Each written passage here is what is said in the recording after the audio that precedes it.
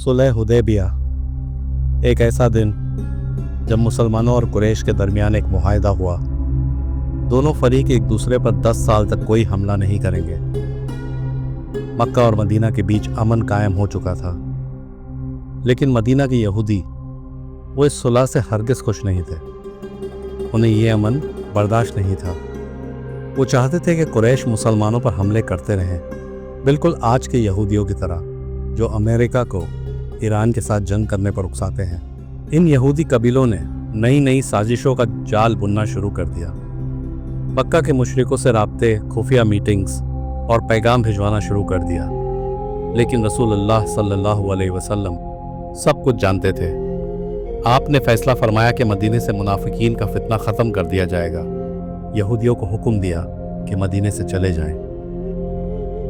वो कबीले जो कभी मदीने का हिस्सा थे अब मदीने से निकाले जा चुके थे और उन्होंने पनाह ली शुमाल में वाक़े एक बुलंद वादी में, जिसका नाम खैबर था। खैबर की जंग को समझने से पहले हमें जानना होगा कि खैबर क्या है।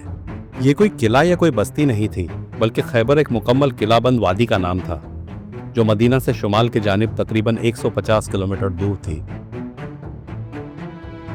ये इलाका पथरीला, जरखेज वादियों वाला और खजूर के बागों से भरा हुआ था, लेकिन इसकी असल ताकत थे इसके 7 किले। हर किला एक फौजी ताकत का गढ़ था और हर किला अलग अलग यहूदी कबीले के कब्जे में था। ये 7 किले सिर्फ डिफेंस के लिए नहीं थे, बल्कि यहूदियों की इकोनॉमी, पॉलिटिक्स और जंगी ताकत के असली मरकज़ थे। आइए अब कहानी की तरफ वापस चलते हैं। यहूदी मदीना से निकाले जाने के बाद खैबर में पनाह ले चुके थे, लेकिन वहाँ पहुँचने के बाद भी उनके बदले की आग कम नहीं हुई थी। उन्होंने अपनी साजिशें और बढ़ा ली। कुरैश से मीटिंग्स, रोज़ नए जासूसों का मदीने में पकड़ा जाना और यहूदी कबीले के लीडर्स का दुश्मन से इत्तेहाद करना और उन्हें जंग पर उकसाना। मुसलमानों के पास अब कोई दूसरा रास्ता नहीं बचा था।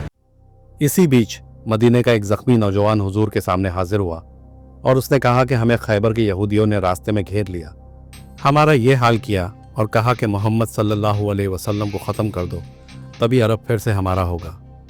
मुसलमानों ने तय कर लिया था कि फितने को अब जड़ से ख़त्म किया जाए।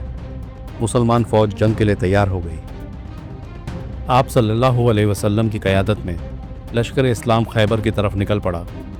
इस लश्कर में 1600 फ़ौजी थे और 200 घुड़सवार। इस लश्कर में वो नामवर सहाबी शामिल थे जिन्होंने बदर, उहद और खंदक जैसी जंगें देखी थी। मुसलमान किला नईम के सामने पहुंच चुके थे। ये खैबर का पहला पड़ाव था। अली अली अली दिल अली दिलबर अली सरवर अली राह अली रहबर अली महशर अली